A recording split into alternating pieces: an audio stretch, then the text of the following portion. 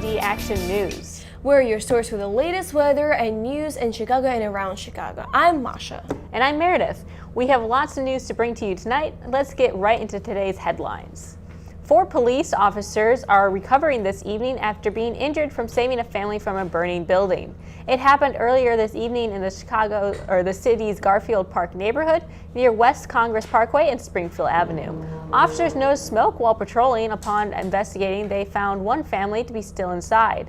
They entered the building and were able to get everyone out safely. The fire displaced a family of 4 and the officers were taken to the hospital but are expected to be okay. An accident over the weekend leaves 6 people in critical condition and has killed a beloved celebrity chef. Police says a 56-year-old man driving near the South Loop Congress Parkway and Wall Street and had a medical emergency that crashed into a car of Darius Connors.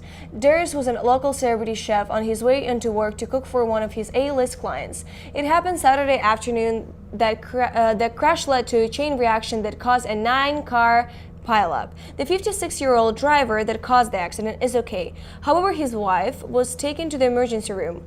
Now, Connors' family is mourning his death.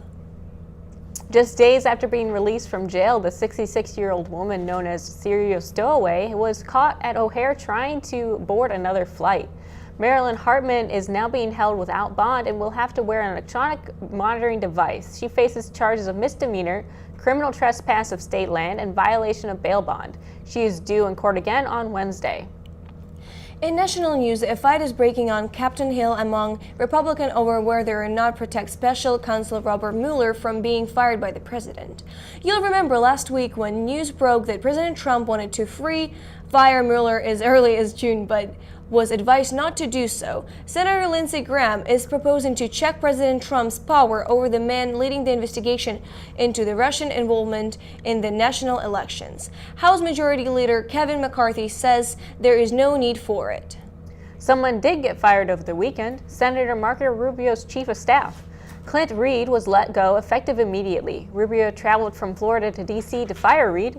He is releasing a statement saying those were affected by Reed's improper conduct will have access to any service they require now or in the future as needed.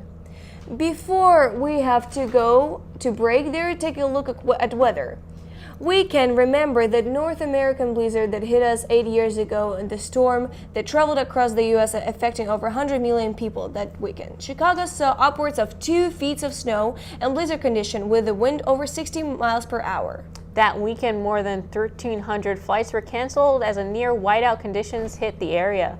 Lakeshore Drive was even shut down as 900 cars, buses, and trucks are stranded for longer than 12 hours.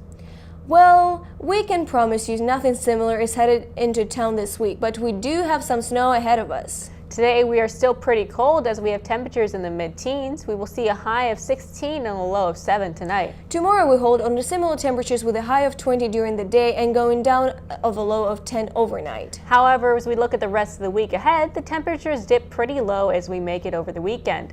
We dip down into hitting the teens on a high of 13 on Saturday and dipping down to a low of 17 on Sunday. But the good news is we will warm up a bit as the snow heads into the town beginning next week.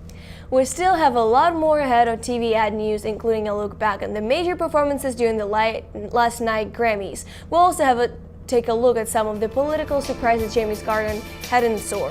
All that and more ahead. Don't go anywhere.